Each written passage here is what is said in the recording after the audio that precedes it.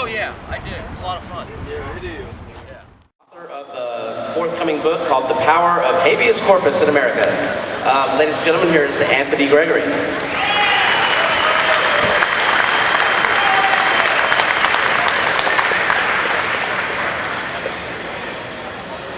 Hey everyone. You know, I'm 31 years old. I feel a little bit young to be nostalgic for the good old days.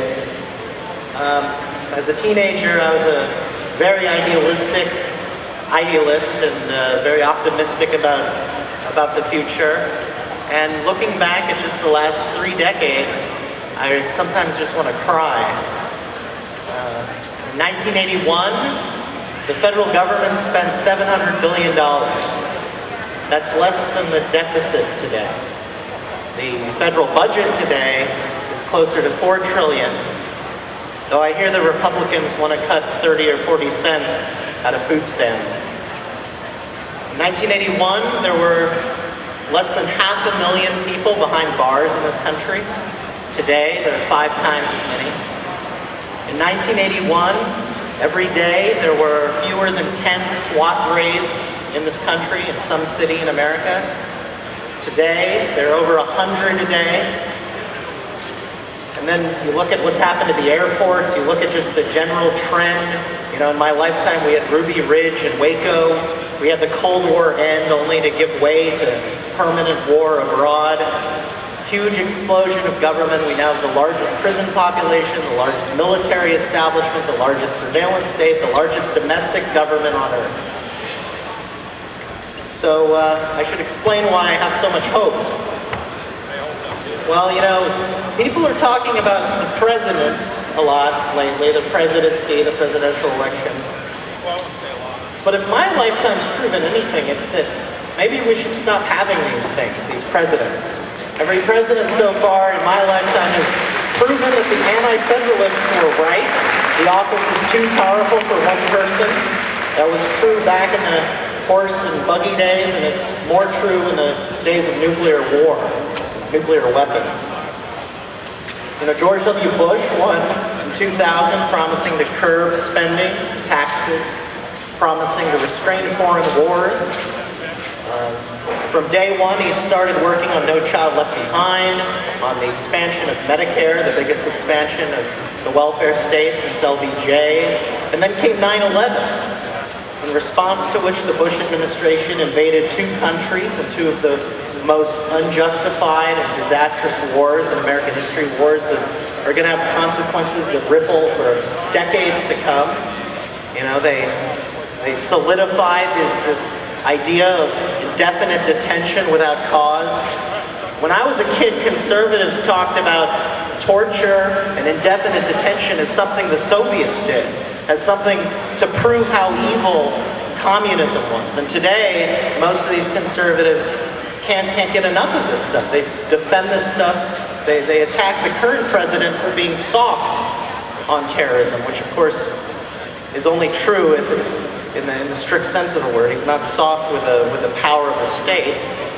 And so after all this insanity, you know, the nightmare that they made out of the airports, the surveillance state, the wars, in 2008, after 8 years of insanity and bloodthirstiness and the neocon project to Trotskyite revolution around the world through the Pentagon, people thought maybe Obama would calm things down again. Instead, we see 4 years later, Obama's bombed Afghanistan, Pakistan, Yemen, Somalia, Libya. He promises war in Syria. He's waving his fist at Iran. It's quite discouraging, isn't it? We've got these doctrines of indefinite detention, the power of the president to kill anybody on earth that he deems worthy of death is now just off the table. That's just a policy that both parties accept. It's a policy they don't even talk about. Meanwhile, of course, we've had the resurgence of crude Keynesianism, and the Social Democrats have no end to what they want to regulate, control, tax. what Hayek called the pretense of knowledge has never been on fuller display than in the crop empowered realm. And then there are the little things, the little things, the soda we buy, the sheets we use, the light bulbs we want, the milk we drink, the sandwiches we eat, all of these seemingly little things, any one of which would seem petty for officials to go after. Maybe even we'd laugh about it. But add them all together and it seems a lot like what Jefferson called a long train of abuses and usurpations, pursuing invariably the same object, to reduce us all under absolute despotism. Doesn't it seem like that?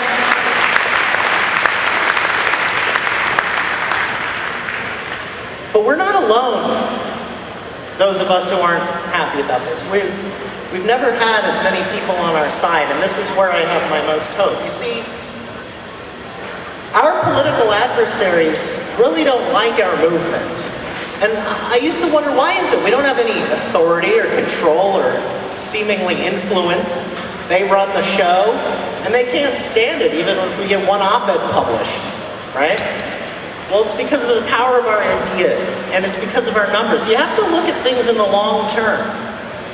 Tyranny was the norm for thousands of years. Rulers subjugated their peoples with no resistance. There were moments of clarity, the ancient Greeks thought about power in a new way, morality. Christian scholars wrote about limiting wars and decentralizing government. But for the most part, it was a very dark time for liberty. Then in the 17th century, in England, we had this little group of people who opposed both the tyranny of the crown and the tyranny of Parliament. We had this group of people who supported religious toleration for all religions, who supported free trade, who supported due process rights for prisoners. They were the levelers. They were a minority, a small minority, and they really believed in this stuff, and they paid for it. They went to jail for it. They went to jail arguing that the king and Parliament shouldn't be able to just put anyone in jail. They believed in this idea that later came to be known as liberalism. And in the 18th century and the 19th century, liberals had huge triumphs. We shouldn't forget this. They inspired the great principles, the good ones anyway, of the American Revolution. They eventually abolished slavery. They made religious toleration the norm in the West. They got rid of these class controls. It used to be that the states and the governments and the monarchs would rule the way we dressed and everything. They got people thinking about trade in a whole new way. They brought down mercantilism, this horrible evil that we still benefit from in a very, unfortunately, limited sense. These were a great movement, but even though they came to dominate in America in the 19th century, they ran the agenda in a sense. They determined the debate. Liberalism was kind of the de facto ideology of the American people. But the problem was consistency. There wasn't enough consistency. They got divided over the biggest issues, in fact, war, slavery. It was only a few radicals who opposed both chattel slavery and Lincoln's War, for example. And eventually this lack of consistency, this failure to be intellectually rigorous, this failure to hold true to principles led them on the path of corruption. The temptations of socialism, the temptations of utilitarianism destroyed liberalism, perverted it, turned it into its opposite in the form of the progressive movement here in the United States. And for the next century, the progressives ran the debate. And it was a lonely time to be a true liberal back then. Think about opposing Woodrow Wilson's war. You'd get locked up. German Americans were lynched, Think about opposing Franklin Roosevelt, that man in office. He got elected 4 times. We think we're tired of 4 years of Obama. Picture 4 elections where the people overwhelmingly endorsed this, and worse. There have been darker times, and back then the people who really championed peace and liberty, there was like 10 of them. It was hard to read each other, you know, there was no internet. The conservative movement grew up in response to progressive liberalism, but it soon enough proved itself just as unreliable. What did it seek to conserve? The national security state, the empire, endless wars at home against sin and drugs, you know, national bureaucracies, a conservative version of central planning. But something's happened more recently, and that's where, finally, I explain why I have some hope. First of all, there are areas where things have gotten better, believe me. You know, if you look at the last 50 years, the last 30 years, dark times. The last 50 years, end of conscription, Jim Crow, the end of these crippling 90% tax rates, 70% marginal tax rates. You know, some regulation even has gone by the wayside. Some things have gone better, believe it or not. But most important in the long term is us. I mean, look around you. And this is a small fraction of what's out there now, of the people that believe in this old liberalism. But it's a radicalized liberalism. And there aren't just a few of us like there were in the English Civil War or even during the New Deal. There are thousands of us. Now there are millions of us who believe what we believe. And what do we believe? We believe that people have a right to keep what they earn. Period. We believe that people have a right to pursue any peaceful and consensual path of exchange to make a living.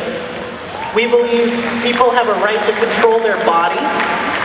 We believe that the state has no right to detain or kill or imprison or torture people just because it says so. We believe that all individuals have rights, regardless of any of these groupings, gender, you know, race, religion, national origin, sexual orientation. Individuals have rights, not groups, not business groups, not political groups, not ethnic groups, and sure as hell not governments. We believe the golden rule, as Ron Paul has boldly pointed out, should apply to war too. So the empire, as we know it, must be dismantled entirely. We believe that individual liberty and personal responsibility are not two sides of the same coin. They're the same thing exactly. So the welfare state must be dismantled. We believe that since half the economy is money, and we believe in an honest economy, that money should be honest. So the Fed needs to be destroyed.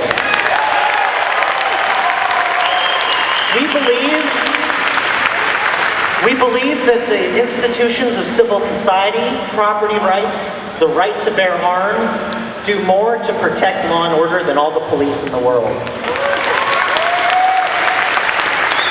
We believe all of these things. We believe that more wars, ordinances, edicts, controls, power grabs, laws, regulations, taxes, torture, weapons of mass destruction do not pave the way to any future worth striving for.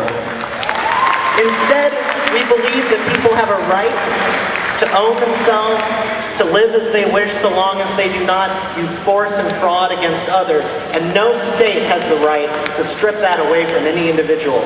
Not the local government, not the federal government, no international officials, nobody.